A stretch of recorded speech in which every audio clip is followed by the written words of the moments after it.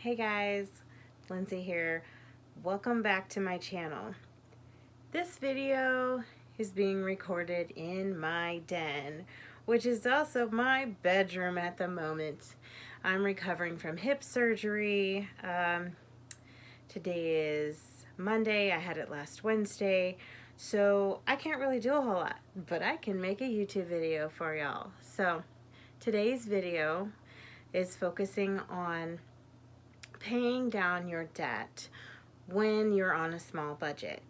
We are a 6-person family. Now my oldest works now, but he doesn't make a lot of money, so he doesn't contribute a lot, but he does pay for certain things like his car insurance and his cell phone bill, and he takes care of his own car payment. But my husband and I don't make a lot of money. I'm self-employed, so my income is not steady. So on average, and I'm going to actually estimate this a little bit low, we try to work with about $2,800 to $3,000. Sometimes we have a little more when my husband works overtime, but we set that money aside. We recently moved to a larger house, which meant we had to really watch our spending and things, but we still had a little bit of debt to pay down. Now I know you're probably thinking that we're crazy for moving when we still had debt and we incurred more debt. However, we needed more space, and for some of the things that we do, we needed the space to actually make some more money, and I'll explain why. We opted for more space so my husband could do some side work. He has certification in small engine repair. Well, in our old house we didn't have a garage or really room to make a garage that he could work in. So we are now in the process of building a garage, which is close to being finished. So he'll be able to do work there. And I'll have more space for doing crafts and things, but I'll get more into that in a moment. So let's get right into my personal tips for paying down debt when living with a small income or budget. Number 1, stop buying convenience items. And I'm not saying you have to do this forever, but try it for at least a couple weeks or a month even and see what happens. What I like to do is when we stop buying those items, whenever I feel like it would be a moment where I would normally buy something like that, I would take the amount that I would have spent and I set it aside. And then after a while, you'll see that that adds up. And then when you have a moment where maybe a bill is a little bit more than you expected or that you budgeted for, you have a little extra. Or you have money for fuel for an emergency trip somewhere. You never know. Things come up.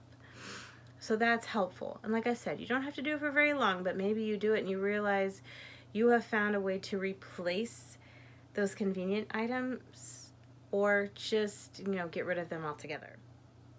Number 2, if you work in a job where you receive tips, I suggest setting those tips aside, letting them collect, and then you have them to use for an emergency or to pay a little extra towards your debt. I personally like to use my tips for fuel in my car.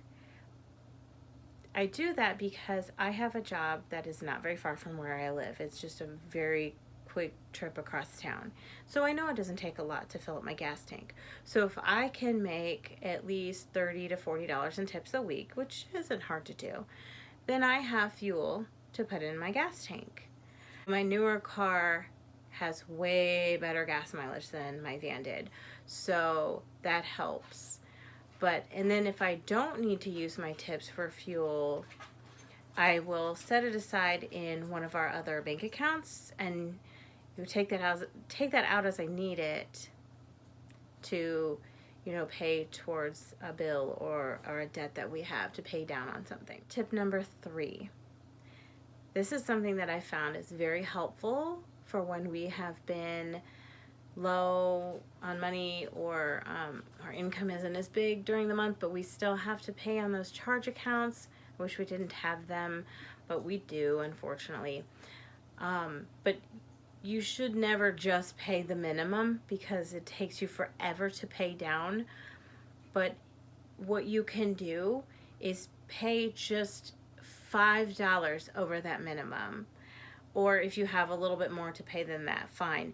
But I try to pay at least $5 over the minimum. And if you have a little bit more left in your budget, if you go through everything, and do what I do, I write down all my bills and I add them up and I compare that to, what the amount of my husband's paycheck is, or how much I made that week. And then I see, are we going to have anything left over? Well, then if I have something left over, I put that extra towards the charge accounts. So it may only be an extra $10 I can add onto the minimum, but it's still paying over the minimum. So that helps. Tip number 4. This might be hard for some people because you may not have a whole lot to part with, but if you can sell something that you're not really using, or that you can substitute for something that costs less, then do it. We had talked with our son, and he decided that he wanted a different vehicle, and he was going to make the payments on his own, and he wanted something more fuel efficient and all of that. The truck he was driving belonged to myself and my husband. My son had not really paid us anything for it. He was just paying the insurance on it. So we agreed that he would get a new vehicle, and then we would sell the truck and keep the money. Well, that money, we decided to split it up. We had some things we needed to purchase to finish our garage, some things that we were actually going to wait to do until springtime, and we had saved up some more money. But because we had sold the truck, we had this extra money and decided we'll get it all done now. So the rest of the money we put towards our debt. What I decided to do was look at my debt and see I shouldn't say just mine, it was mine and my husband's, but I do have the most student loan debt. So what we did was we sat and looked and said, okay, what has the higher interest rate? And we decided to pay larger chunks on those, and just so happened that one of the things with the larger interest rate happened to be my student loans. So I have gone through and worked out a debt consolidation with my student loans through the provider of my loans, and I worked out a deal with them to where I could pay a large chunk towards my interest, and then work out a payment plan with them to have lower payments. So I paid a few $100s towards my interest. It wasn't a lot in the grand scheme of things, but to me it was a lot, and it lifted a little bit of weight off my chest. Tip number 5. Here's something that I've seen around. I never really tried it until a little while ago, but you can call your credit card companies, and maybe not all of them do that, but it doesn't hurt to ask. You can call and say, hey, I want to pay down my credit card balance, but the interest is just a lot, and it keeps adding up, and it's going to make it hard for me to pay it down. What some credit card companies will do is offer a payment arrangement, not really a payment plan, but a payment arrangement, which means you have to set up the payments ahead of time and set up a date for them to come out. Now, this is not completely set in stone. You can usually call them and say, hey, this date is not going to line up with a paycheck. There's not going to be enough money there. Can I push it a couple days out? And they're usually pretty good about that. But what it does is reduce your interest, at least in my case. It's taking quite a bit. My savings over the course of this payment arrangement will be almost $1,000 in interest. So by doing that, we will be paying less in the long run. And over a course of a year, we'll save almost $1,000. So that's nice, because then I can factor in that extra money I would have paid on interest, and that can go back into the budget to pay on something else. Number 6, this is another one that kind of goes along the lines of not buying your convenience items, but also go on a spending freeze. It can be for a week, 2 weeks, a month, however long you feel you need to. But I may have explained this before in a previous video when we did a spending freeze. You buy just your necessities and you pay your regular bills. You do that first and then see what you have left. And then you take whatever you have left over after all of that and divide it amongst your debt. Now, of course, like I said, you want to pay your minimum, but then you can take what's extra. And I would consider paying your minimum amounts on your charge accounts. That's pretty much a necessity, because if you don't pay on your charge accounts, it's going to get you into trouble later on. So you pay those, and then whatever you have left, divide it amongst your debt. Not necessarily equal, but I would pay more on the higher interest rate accounts first and get those paid down.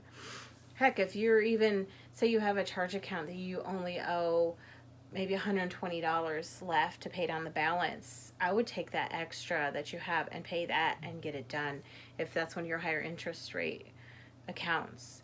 That just gets that off your back and you're not worried about it anymore. And one last thing, number 7, side jobs. I mentioned that we bought this house to have more room to make more money. Well, my husband, like I said, is certified in small engine repair, which means he can work on mowers and things in the summer, and in the winter he can work on other equipment that people use for snow removal, or whatever someone needs. So by finishing up our garage before winter, that's something my husband can do during the winter. He can repair things in his heated garage and make a little extra money. I have experience with childcare, so if someone needs a babysitter for the weekend, I can offer up them to come here, and heck, if they need to spend the night, I have this den, which will be available soon. But and then my daughter, she takes on babysitting jobs. And then, of course, if you're crafty or you can sew or do alterations, I offer up services sometimes to sew on patches for our local Boy Scouts and Cub Scouts. And I charge just like 50 cents a patch. And that adds up when you've got, 40 kids that need patches sewn on. It all adds up, and you have to find where you can make this extra money. And sometimes you have to make a sacrifice and sacrifice your time or your energy to make this extra money. But once you start paying down that debt, and we have gotten a lot of debt paid down at this point, and that's how I'm able to take this time off right now with my surgery, and it feels really good. So I hope these tips were helpful for someone out there. If you have any comments or questions, put them down below. If you enjoyed this video, give me the thumbs up, please. And if you want to see more videos, hit the subscribe button and click the little bell to be notified when I post more videos. Hope you'll have a great day and enjoy the rest of your week. Bye.